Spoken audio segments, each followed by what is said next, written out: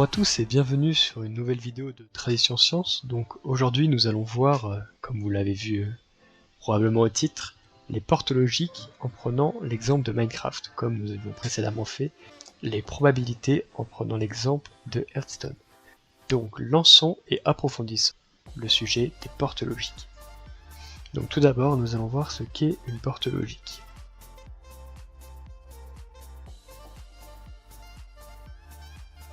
Le principe vous est réexpliqué sur cette slide. En effet, les portes logiques sont des composants électroniques permettant d'associer des entrées logiques à des sorties logiques. Donc sorties logiques et entrées logiques, c'est deux valeurs binaires, soit vrai ou faux, soit 0 ou 1. En informatique et en électronique plus précisément, ces valeurs sont représentées par une tension, par exemple 5 volts pour 1 et 0 volts pour 0. C'est ce qui nous permet donc de savoir si le résultat est vrai ou faux. Ainsi, toutes ces fonctions permettent de réaliser électroniquement des fonctions de l'algèbre de Boole. Quelles sont ces fonctions de l'algèbre de Boole et qu'est-ce que l'algèbre de Boole? Donc, vous voyez ici écrit une partie des fonctions de l'algèbre de Boole. Donc on a le nom, qui signifie que par exemple si on a un 0, ceci devient un 1 et inversement. Le et qui est vrai si et seulement si nos deux valeurs sont vraies. Le OR qui correspond au OU non exclusif et le XOR qui correspond au OU exclusif. Ce qui signifie que avec le OR, vous pouvez être un gros gourmand et prendre du dessert et du fromage à la cantine, alors que l'on vous dit vous pouvez prendre du dessert ou du fromage. Alors qu'avec le XOR, vous avez à faire un choix. Et ne pouvez donc, par conséquent, pas prendre les deux. Dommage. Ainsi, toutes ces fonctions peuvent être représentées dans des tables de vérité. Une table de vérité est, comme c'est écrit, un outil logique permettant de visualiser les sorties logiques en fonction des entrées. Nous voyons donc maintenant un exemple, une table de vérité à 3 entrées et 2 sorties, et on remarque que les entrées sont corrélées aux sorties, par exemple pour le résultat encadré, si E1 est à 0, soit faux, E2 vrai, E3 vrai, et bien S1 sera vrai, et S2 sera faux. Et voici donc les tables pour nos fonctions de l'algèbre de Boole comme nous en avons discuté précédemment, et leur représentation graphique. Donc la porte non est, comme je vous l'ai dit, la porte est, la voilà, la porte OU, tout pareil, et donc ce sont nos tables. Et voici aussi la porte XOR et la porte non est. Et vous allez donc voir tout ceci sur Minecraft par exemple, avec la redstone, car en effet, toutes ces portes sont ainsi faisables et manipulables sur Minecraft. Nous allons maintenant appliquer la redstone dans Minecraft pour pouvoir réaliser nos portes logiques de base. La première porte logique à réaliser est la porte NOT, c'est-à-dire l'inverseur. Nous allons représenter ça par une sortie et une entrée, qui sont représentés par ces deux fils de redstone. Nous allons ensuite mettre un répéteur, un bloc suivi d'une torche, et nous avons fini notre inverseur. Maintenant, dès lors que l'entrée est allumée, la sortie est éteinte, et lorsque l'entrée est éteinte, la sortie est allumée. Nous avons bien notre inverseur. Ensuite, nous allons faire la porte logique où celle-ci nécessite deux entrées, que nous allons représenter par deux fils de redstone, et une sortie, qu'on va aussi représenter par un fil de redstone. Ensuite, nous allons mettre deux répéteurs, nos fils de redstone, et c'est fini. Il s'agit de notre porte OU, parce que dès lors qu'une entrée est allumée, la sortie est allumée. J'allume les deux entrées, la sortie est toujours allumée, je garde celle de droite, la sortie est allumée, et lorsqu'il n'y a aucune entrée allumée, la sortie est éteinte. Nous allons maintenant nous occuper de la porte E. Celle-ci nécessite deux entrées et une sortie. Nous allons d'abord faire l'entrée, représentée par ces deux fils de redstone, et la sortie, représentée par ce fil de redstone. Nous allons ensuite mettre deux répéteurs, orientés vers une ligne de blocs de 3 blocs. Nous allons mettre deux torches de redstone ici, au-dessus desquelles nous allons mettre encore une ligne de blocs, puis une ligne de redstone, et enfin une torche ici. Voilà, au-dessus de ce fil au-dessus de notre sortie.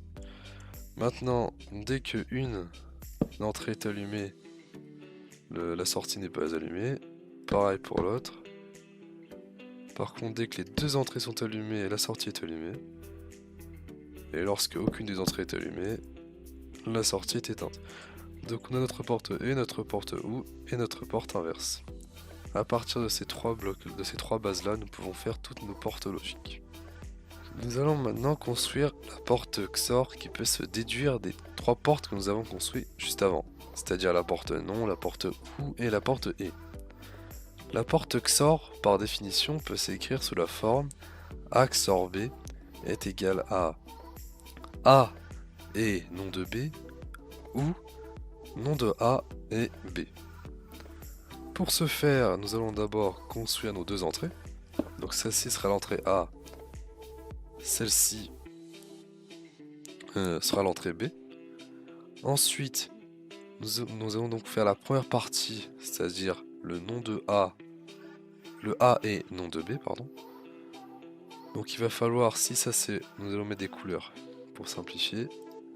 Nous allons dire que le A est représenté par l'entrée rouge et le B est représenté par l'entrée B. Très bien. Nous allons d'abord commencer par inverser notre entrée bleue pour avoir le nom de B. Donc l'inverseur c'est cette porte ici. Donc nous allons mettre un répéteur, un bloc, une torche, puis de la redstone. Donc on a notre inverseur et ici on a notre entrée A. Donc on peut l'avancer. Et ensuite il faut faire un et entre le A et le nom de B. Donc le et c'est cette porte logique là. Donc on va la refaire. On peut donc mettre un répéteur, une ligne de bloc, la ligne de bloc au-dessus, le fil de redstone, la torche et la sortie. Donc ici on a notre A et nom de B. Nous allons faire pareil avec nom de A et B, mais il faut garder la même entrée, donc l'entrée rouge et bleue. Donc on va étendre un fil de redstone pour l'entrée A. Donc on va l'étendre ici. Et ici on va l'inverser. Donc la même chose que on a fait pour l'entrée B. Voilà. Et il faut prendre le signal bleu pour l'envoyer ici. Alors il suffit juste de tirer un fil en mettant par exemple des blocs comme ceci.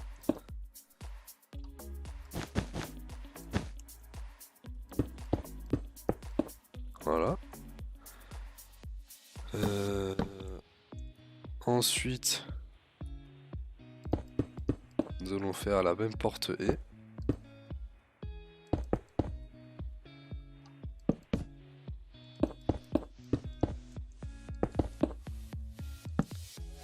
Voilà. Et on va mettre l'entrée. Maintenant, il ne reste plus qu'à faire l'entrée OU avec ces deux sorties de E. Il suffit juste donc de mettre un répéteur ici, ici, et donc de les relier et de faire une sortie commune. Voilà donc la sortie de notre XOR avec pour entrée le signal rouge ici et le signal bleu ici. Donc le circuit ici est un peu gros, mais on peut par moyen juste des astuces du jeu et avec un peu de réflexion arriver à compacter tout ceci. Et donc il est possible d'avoir un système bien plus petit comme celui-ci pour la porte XOR, très compact. Donc vous pouvez voir ici qu'on a les deux entrées bleues et rouges. Donc si je mets l'entrée rouge allumée et pas l'entrée bleue, la sortie ici est allumée.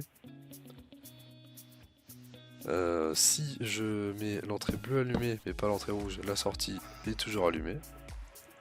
Si les deux entrées sont allumées, la sortie est éteinte. Et si les deux entrées sont éteintes, la sortie est éteinte. Voilà la porte XOR qu'on peut avoir si on veut la compacter un peu plus. Merci chef.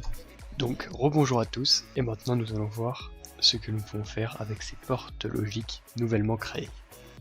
Dans un premier temps, je vais faire un court rappel sur ce qu'est l'écriture binaire. Si vous n'avez pour le moment jamais vu ça, je vous conseille d'aller lire des cours ou de vous référer à d'autres vidéos afin d'en avoir un peu plus, mais dans cette vidéo je vais essayer de poser les bases. Tout d'abord, qu'est-ce qu'un bit? Comme vu précédemment, un bit est soit 0, soit 1.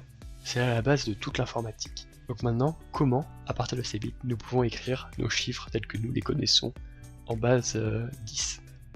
Voici la formule pour passer de la base binaire à la base 10. En effet, on multiplie chaque nombre par 2 à la puissance i, son indice. On va passer à quelques exemples pour rendre les choses beaucoup plus claires. Commençons par 1. 1, c'est égal à 1 fois 1. 1, c'est aussi 2 à la puissance 0. Donc nous avons 1 en base binaire qui s'écrit comme en base 10, c'est-à-dire 1, tout simplement. Pour 2, c'est plus simple. 2, c'est 0 fois 2 à la puissance 0. Et 1 fois 2 à la puissance 1. Donc 2 se note en base binaire 1, 0. Passons maintenant à des nombres avec plus de bits. Par exemple, 5, comme vous le voyez. 5, c'est 1 fois 2 à la puissance 0. 2 à la puissance 0 valant 1, cela fait 1, plus 0 fois 2 à la puissance 1, ce qui donne donc 0, plus 1 fois 2 au carré, valant 4. Ainsi, nous avons bien 5 qui vaut 4 plus 1 qui vaut 1, 0, 1 en écriture binaire. Et 7, pareil, vous pouvez essayer de le faire de votre tête sans voir le résultat, même si j'imagine que c'est déjà trop tard. 7 c'est 1, 1, 1, ce qui signifie 1 fois 2 à la puissance 2, plus 1 fois 2 à la puissance 1, plus 1 fois 2 à la puissance 0. Nous avons bien 7. Maintenant que nous sommes rentrés un peu plus dans le détail des nombres binaires, nous allons savoir comment faire pour les additionner. Prenons dans un premier temps un nombre de 1 bit, soit 0 ou 1, et additionnant A et B. 0 plus 0, cela fait 0, la tête à tout. Donc nous avons la retenue valant 0 et le résultat valant 0. 0 plus 1, cela vaut 1. Donc nous avons évidemment le résultat qui vaut 1 et la retenue qui vaut 0. Maintenant le problème se corse. 1 plus 1, ça vaut 2. Sauf que comme nous avions vu, 2 ne peut pas s'écrire entre 0 et 1. Donc on fait ce qu'on appelle une retenue, comme pour les additions basiques, c'est-à-dire que la retenue sera le nombre juste avant celui que l'on calcule. Ainsi, pour 1 plus 1, notre résultat est 0 et 1. Et de cette table de vérité, on peut en sortir des portes logiques. En effet, on remarque que la solution est égale à A XOR B, vous pourrez vérifier chez vous, et la retenue est égale à A et B. Ainsi, nous obtenons ce petit composant électronique que l'on appelle un demi-additionneur. Pourquoi est-ce que cela est appelé un demi-additionneur? Eh bien, c'est parce qu'il ne prend pas en compte les retenues entrantes. Pour les prendre en compte, il faut donc agrandir ce circuit et faire le circuit que nous voyons juste maintenant, ce qu'on appelle un additionneur complet. C'est un demi-additionneur comme nous le voyons en haut, nous donnant S, et ensuite on prend en compte la retenue, c'est-à-dire quand nous avons A plus B et le résultat de A plus B que l'on additionne ce coup-là à la retenue entrante, qui nous donne S, et puis les deux et pour retrouver notre retenue sortante, comme nous avons vu précédemment. C'est out. Maintenant, comment faisons-nous pour additionner des nombres plus grands que 0 ou 1? Eh bien, nous mettons en chaîne plein d'additionneurs complets, ce qui nous donne donc, ici par exemple, un additionneur 4 bits. On peut additionner A et B ayant chacun 4 bits. Maintenant, afin d'illustrer le fonctionnement de notre additionneur, nous allons essayer d'additionner 5 et 3. Donc on pose A est égal à 5, 5 en base binaire, cela vaut 1, 0, 1, et B est égal à 3, en base binaire, cela vaut 1, 1. Ainsi, nous avons A0 est égal à 1, A1 est égal à 0, A2 est égal à 1, A3 est égal à 0. Maintenant, pour B valant 3, nous avons B0 est égal à 1, B1 est égal à 1, B2 est égal à 0, B3 est égal à 0. Commençons par l'additionneur le plus à droite. Donc nous avons pas de retenue à l'entrée, ce qui revient donc à faire 1 plus 1. On sait que cela vaut 2 bien évidemment, 2 en base binaire, cela s'écrit 1, 0, donc S0 vaut 0 et C1 vaut 1. Nous avons une retenue de 1 que nous envoyons à l'additionneur suivant. L'additionneur suivant, quant à lui, c'est 1 plus 0 plus 1 à cause de C1. Donc nous avons encore une fois 2. Donc S1 vaut 0 et C2 vaut 1. Et ensuite, même problème. Ce coup-là, nous avons A2 valant 1, B2 valant 0, C2 valant 1. Donc ceci revient encore une fois à faire 1 plus 0 plus 1 valant 2. S2 vaut 0 et C3 vaut 1 que l'on met dans l'additionneur suivant. Ce coup-ci, nous avons A3 est égal à 0, B3 est égal à 0, C3 est égal à 1. Donc le résultat vaut 1, S3 vaut 1 et Cout, notre retenue de sortie, vaut 0. Ainsi, nous obtenons bien l'écriture binaire de 8. Vous allez maintenant refaire cet additionneur complet dans Minecraft. Nous allons maintenant nous occuper de faire un additionneur complet. Ce dernier nécessite 3 entrées. Les 2 entrées A et B qui représenteront les 2 nombres qu'on veut additionner, ainsi qu'une entrée C qui sera notre additionneur, notre retenue. Et on aura en sortie 2 sorties. Une sortie qui sera la valeur de la somme, ainsi que la retenue en sortie. Donc on aura pour entrée les 2 entrées A et B, donc A en rouge, B en bleu, et la retenue en vert. Il y a tout d'abord un XOR entre l'entrée rouge et bleue que nous allons placer. Voici notre XOR. Ensuite, la sortie du XOR entre A et B ainsi que la retenue vont être à nouveau E2 mis dans un XOR. Donc on va les relier ensemble et on va les placer dans un XOR. Voilà. Et enfin, la sortie ici correspondra à la somme à la sortie S qui correspond à la somme de A et B. Ensuite, nous devons faire la sortie de la retenue. Donc celle-ci nécessite d'abord de faire un et entre la sortie du XOR ici et notre retenue. Donc nous allons prendre ce fil là et le tirer là-bas.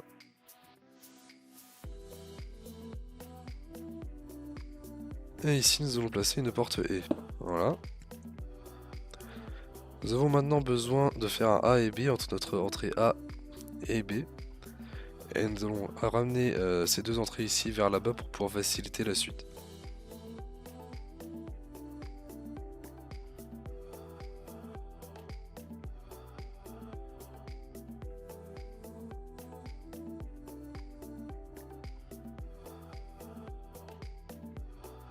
Et voilà, donc j'ai ramené l'entrée A et B qui était là-bas ici, pour pouvoir ensuite faire notre porte et entre les deux là. Donc c'est ce qu'on va faire tout de suite. Et voilà, finalement il faut rajouter un OU qui se fait par le fait de tout simplement connecter nos 2 fils.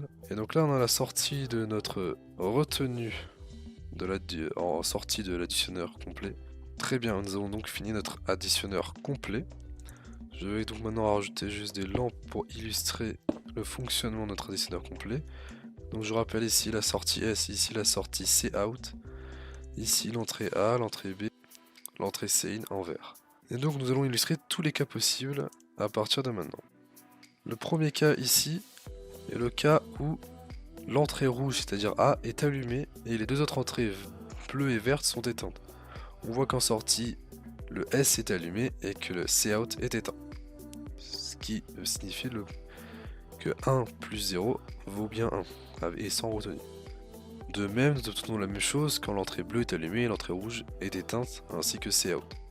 De même, lorsque la retenue, donc c'est-à-dire l'entrée verte est allumée et que A et B sont éteintes, on a toujours que S égale 1 et que Cout égale 0. Nous avons dans ce cas fait 1 plus 1, ce qui nous donne en sortie en fait 0 pour la somme et 1 en retenue. Et c'est ce qu'on obtient ici dans notre cas, lorsque le rouge et le bleu sont allumés. De même, à chaque fois que deux entrées sont allumées et qu'une est éteinte, on a toujours la même situation, avec une retenue et une somme égale à 0. Voici le dernier cas. Finalement, lorsque les trois entrées sont allumées, c'est-à-dire qu'on a 1 plus 1 ainsi qu'une retenue en plus, eh bien on a en sortie les deux sorties qui sont allumées, c'est-à-dire qu'on a une somme égale à 1 et une retenue en plus. Encore une fois, il est possible de compacter tout ce système pour ne pas que ce soit aussi gros. Et donc par des petites astuces et un peu de réflexion, on peut obtenir un additionneur complet 1 bit sous cette forme-là, avec toujours l'entrée A en rouge, l'entrée B en bleu, la retenue en entrée en verte, ici le résultat de la somme, et ici la retenue en sortie. Et donc maintenant, on peut réaliser un additionneur à plusieurs bits, et donc c'est pas seulement à un bit, juste en recopiant ce système plusieurs fois d'affilée. C'est ce que nous allons faire maintenant. Voici ce que l'on obtient lorsque l'on copie les demi additionneurs complets à 1 bit en enchaînement, en cascade. Donc on voit qu'à chaque fois, lorsqu'on a un demi additionneur complet, eh bien son entrée en C en retenue correspond à la sortie de la retenue de l'additionneur complet précédent. Et la sortie la retenue en sortie de l'additionneur complet se retrouve en entrée de l'additionneur complet suivant pour sa retenue. Et maintenant, on peut faire des sommes de nombres à 4 bits et avoir un résultat. Par exemple, si nous souhaitons faire 5 plus 6 qui sont représentés par en binaire par la séquence en 4 bits de 0, 1, 0, 1 pour 5 et pour 6 par 0, 1, 1, 0, et bien nous obtenons en sortie pour 5 plus 6, 11 qui est représenté par 1, 0, 1, 1 en 4 bits. Et nous avons maintenu bien sûr aucune retenue.